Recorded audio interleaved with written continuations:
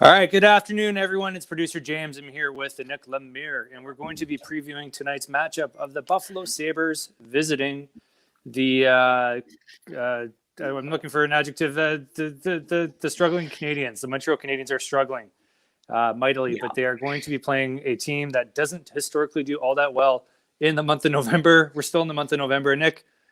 It's Sabres time. Let's go. Oh, I want to smack you for saying that. I'm super superstitious, as you know. So, yeah, it's been, listen, it hasn't been pretty. It's not fun to talk about, but it is what it is. And the Buffalo Sabres are Buffalo Sabering, if we can say it. So it's November for them. It's a verb. It is a verb now. They start off strong and then they go kaput. So, which is basically what we're doing right now.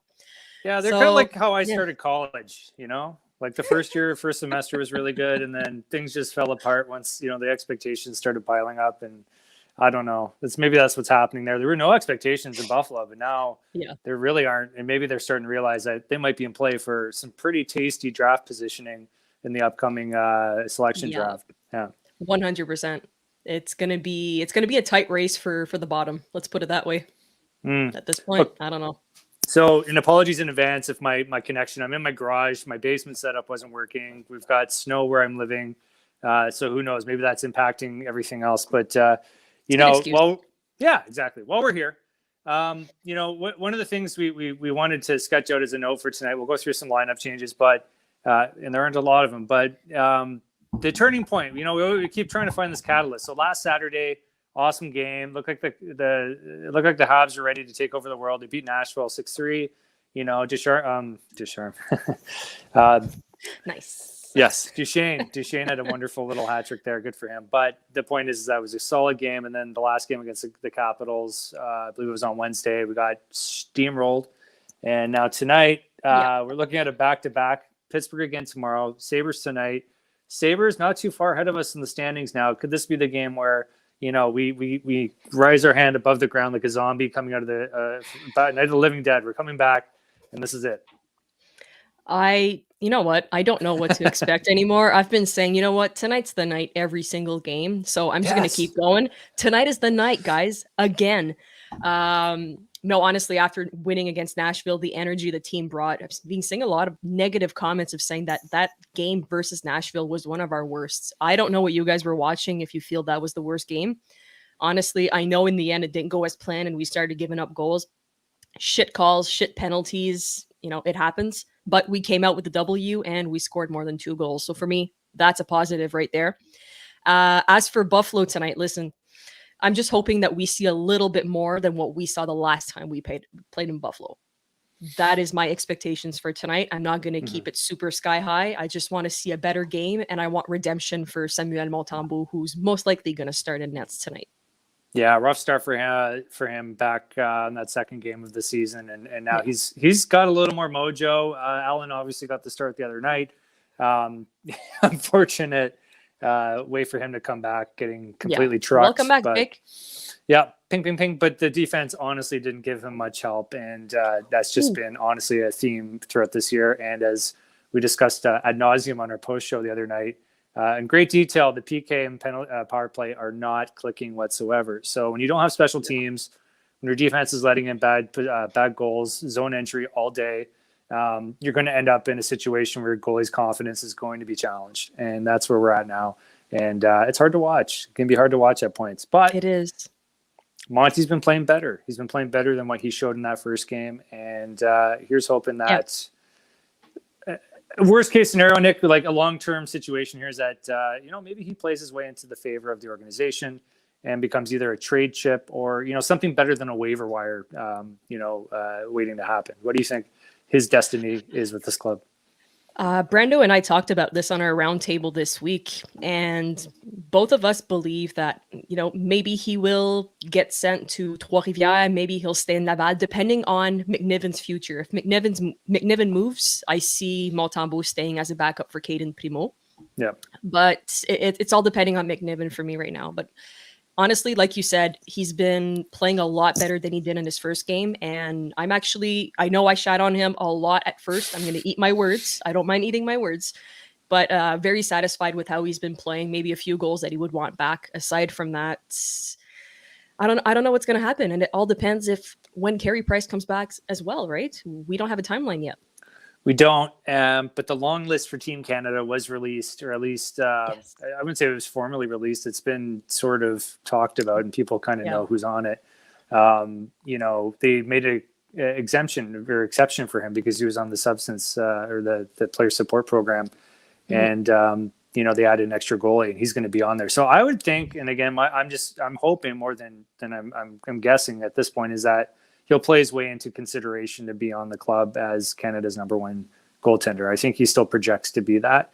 There's obviously Binnington in the mix, and he could be the number one as well. But I do think Carey's the more solid choice, and I do think that if there's a silver lining, which we use this term all the time, to this season, would be to see Carey wear those beautiful new jerseys in the Olympics.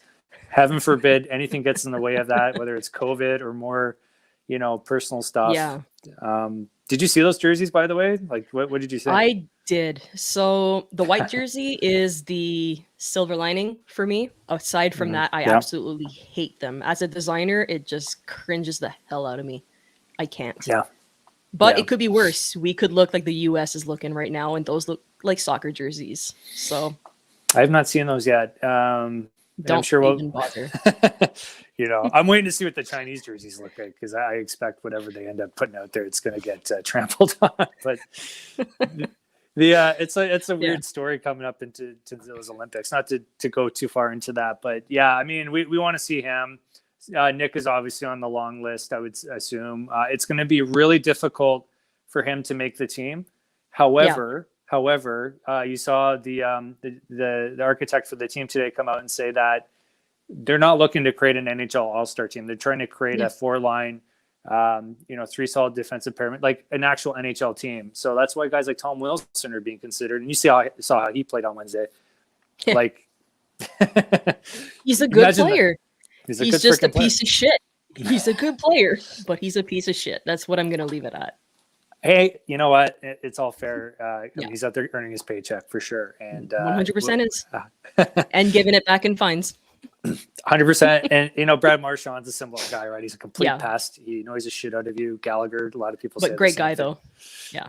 Yeah. And I mean, look, Gallagher and or rather Marchand, when Canada last put on the jersey for international competition, was one of our best players. And he's also a guy that plays well with Crosby. So that's all going to go down. Yeah.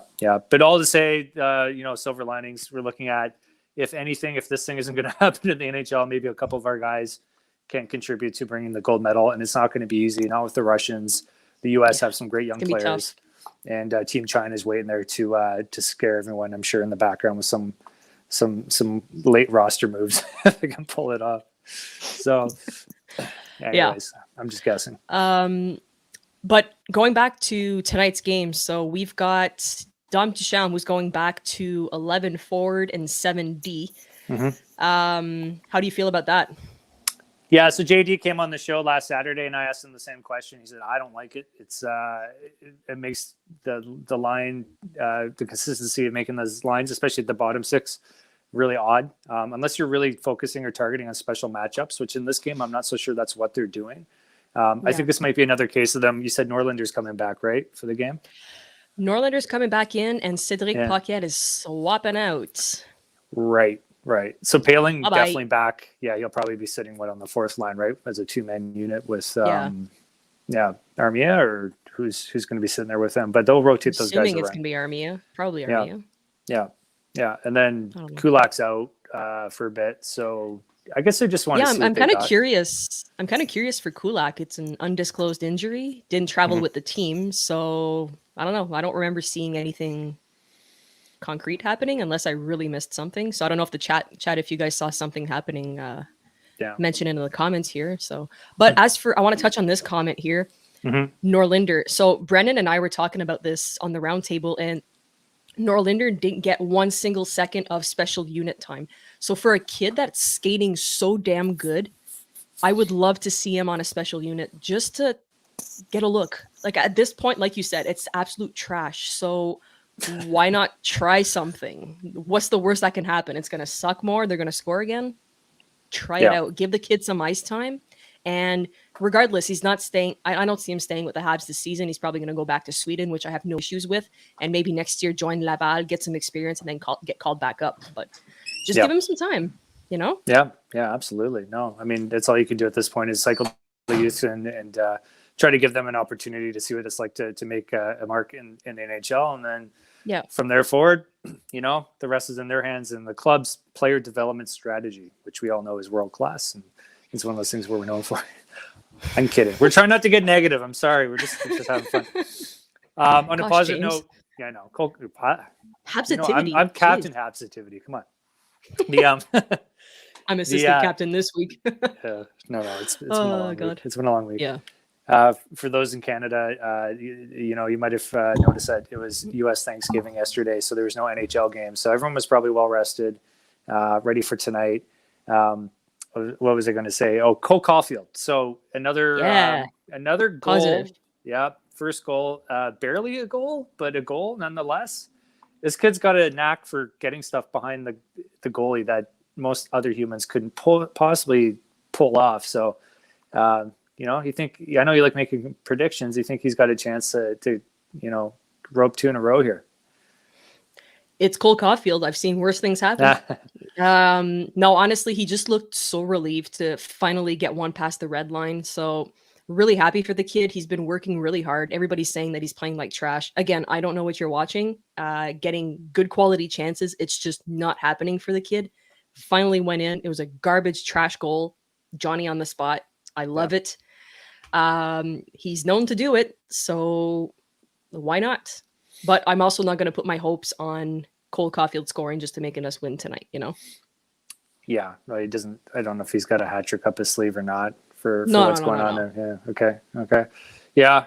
It's reverse psychology, by the way. What do you mean? I'm trying it out. I'm going to say he's not going to score. He's not going to score a hat trick, and he's not going to do anything tonight. Yeah. There's a suggestion in the comments to put Paling on the top line. So who would you move out? You'd have to move Suzuki out to have him center that line. It's a new line. It's Drouin, Suzuki, Caufield tonight. These guys haven't played together yet. So Caufield said it. He said, I haven't played. He said, we haven't played as a trio yet, and I'm looking forward to playing with Drouin. We've had some chemistry before. So if you can get Drouin, who's going to make the shit out of something, you're going to get Caufield who's going to bury it. Maybe even Suzuki too. So I'm really excited to see this line. No issues with it. Paling's been playing great. I have no issues with how he's been playing, but to put him on the first line right now, I don't know. I'm giving this trio a chance, and then I guess in the next few games, if it's not working, then start swapping him again. I don't know. Yeah. Well, another player who we should highlight is Artturi Lehkonen. One of your favorites. I know he's had something like 8 points in the last 9 games or something. He's again, on a streak. He's on a quiet little streak, and for a guy who was probably as derided as any player on the team in the first portion of the season, he's starting to perk up, and that's good. We like Lecky. He's a good dude. We don't want to see him struggle. He's a hard-working dude on the PK and all over the ice. I think it was Jake Evans who said it this week. He's a great guy when he doesn't break his stick. So that kind of made me laugh there. But no, I absolutely love how Lecky plays. He's a tough guy to play against. He plays with heart, and I don't know. He's on a quiet streak. Nobody's talking about it, but this kid is playing well. Yeah, just like Jake Evans. That's another one of my. I've been saying it since the beginning of the season. If you take a look at consistency, maybe not point wise and goal wise, Jake Evans is playing some pretty damn good hockey. He plays his bum off, is what we like to say. He's been, as you said, sort of a Gallagher. Gallagher's clearly rubbing off on him, giving him a sense of, this is the kind of grit you should play with. He's not the biggest dude, and he can get to those spots and be annoying and even play make and score. So he's a nice player. We all love Jake. And we expect Nick to come in and do his thing tonight as well. It'll, to me, I hate saying this again, but a quarter of the way we're past U.S. Thanksgiving. This game I think this weekend actually just kind of will tell us what's really up now. It's the turnaround, like you said earlier. It needs to be. It needs to be. It's not a do or die. I mean, I've seen worse things happen, but it's a great indication of how it's gonna go. But I mean, like we went through games like last Saturday, and then you expect this team to build on it, and then we get swamped. It's 5 or 6 games now, or 4 games that we've won, whatever. The next game after, we just get stampled. So I don't know what the hell's going on, but one of my key things and my key takeaways for tonight is the face-off circle. I mean, after the first period against the Caps, we were 27%. You cannot win games if you don't win face-offs. I'm sorry, but the boys are going to have to be much better in the face-off circle. That's it. Yeah, I mean, the ghost of Phil Deneau is haunting us a little bit on the face-off stuff today. I mean, we really, I think of all the you go back, hindsight's 2020, but if there was a way where we could have not been so enamored with KK, kept some focus on retaining Deneau and then letting KK, again, this is complete revisionist stuff. You could not have planned it. KK is kind of not doing much as well in Carolina, which I think is actually to me a bit of a surprise with all the players they have there. You thought maybe he'd be a part of that, but and again, we're not selling out on him. It's just Deneau, face-offs, two-way play, that kind of stuff is kind of falling on the shoulders of Nick Suzuki and not too many other players, and it's showing. It just shows. So again, you can look at some of the defensive laps too and just go, okay, there's an undercurrent of other stuff we may not even be aware of, whether it's injury or just wear and tear from last year. We've mentioned it numerous times on this channel. We just don't know. But again, these next 2 games, I would say that heading into December, if you lose these 2 games, how does Jeff Molson show up to the family Christmas dinner with the team in the current state that it's in and not having some form of like strategy to change things, or something? With a nice big bottle of rum. They're not drinking rum. They're getting trashed. No, I don't even know. Something's going to need to be done by the end of the year. That's for sure. Yeah. Either we've talked about cleaning house, doing a fire sale, like a bunch of stuff that could happen, but I don't know. Yeah, it all depends on how the season's going to end. It is still early, but it just doesn't look super duper positive at this point, as we said. And another thing I think we should mention is Joel Edmondson, who traveled with the team and has been practicing. So that is a huge sign of relief for not only us fans, but I'm assuming for Jeff Petrie as well, who is finally finding his partner in crime back. But my question to you, as I was talking today with a buddy of mine, is we've been reliant on Jeff Petrie's ability to play with Edmondson. That's going to fix everything. What happens if it does not fix Jeff Petrie? What do you do? I mean, there's not enough depth to say, take a seat and we'll come back when you're. I don't know. Like it's a difficult position when you have a veteran who's he's a struggling. vet. They're not going to sit him. Exactly. No, I know, and I'm never a fan of that. Like you play through it. You've been a pro long enough. Yeah. Look at guys like Shea Weber, who last year he had to play through injury. That's what they're willing to do to be where they are. I don't sense that. It's anything you can really fix within the season. It's either going to course correct, regress to the mean, or you go to the off season or even by the trade deadline and go, okay, the fit's not here anymore. We have to talk about making some phone calls. But I don't think you pull him from the lineup. I just don't think at this stage you can isolate him as the problem. Even though there's some clear evidence that there's issues, it's just not. Yeah. So let him and Edmondson cook for a few weeks, right? Let him cook for a few weeks. Let him get the chemistry back. There's that first goal the other night against Washington was just perplexing on so many levels. Like, was it effort? Was it a long shift? Was it a lack of communication? Was he concerned? Because I seen Ovi coming down the middle of the ice with no one on him, 2 seconds later after that goal. I mean, it might have just been overthinking, like where the positioning was. But he got beat, and it was hard to watch. But it's sad to watch because he's such a good player and know what he's capable of doing. And then you go from a few months ago to this. You're like, who the hell is this? Like, where's Jeff? Can you bring him back to the Bell Center? Like, no questions asked. Just bring us back, Jeff. Yeah, please. And my guess, Nick, is just something that he doesn't want to use as an excuse that's holding him back. And, for sure. I respect the hell out of that. And these guys are warriors. They're out there playing for us and for their teammates, and they don't want to let anyone down. They don't want to let stuff like that happen. So to me, it's just a sign that there's a lot of pride in the sport, and I think at this point he's just trying to keep going until things turn around. So hopefully Edmondson's the catalyst for that. Hopefully their pairing just like you and me when we do pre-games. It's hot fire. It just we get the likes and the views. If you're watching right now, you're hitting like, you're viewing, you're sharing this, subscribing if you're not subscribed. And you're also considering a purchase this Black Friday, 20% off the habstonight.net store. Some fresh new gear from Annik Lemire. That's the original hat, but we got some new hats that you have to go check out for yourself. They're really cool.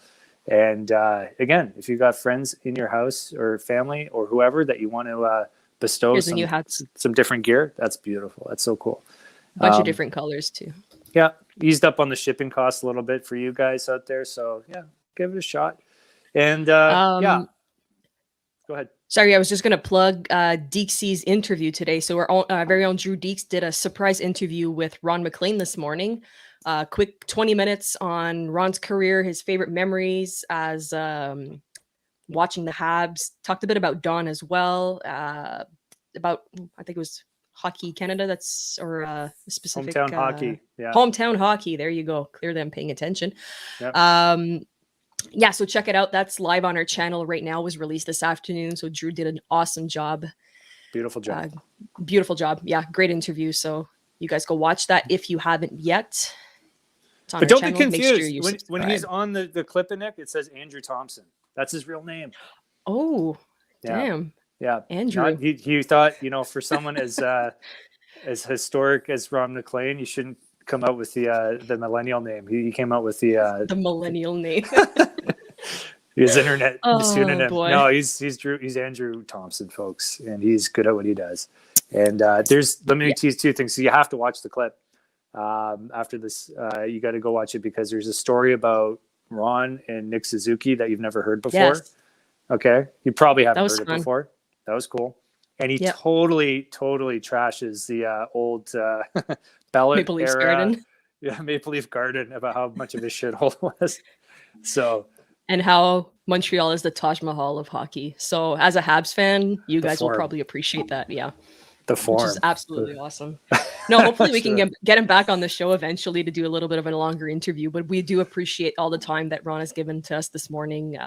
Great to have him on, and Andrew did a great job interviewing him. So, thank you, Andrew Thompson.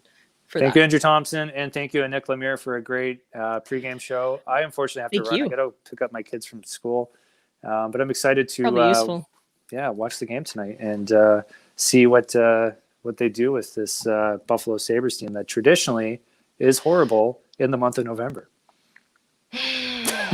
Sorry. I'm going to text you later some very angry words if this doesn't go well. But aside from that, thank you guys for tuning in to the pregame show with James and myself. Thank you, James, for hopping on. Again, don't forget to go onto the website, habstonight.net for Black Friday sale and maybe over the weekend too. So just for a limited amount of time, promo code Dale. And we will see you guys later. Enjoy the game, guys. Cheers. Thanks.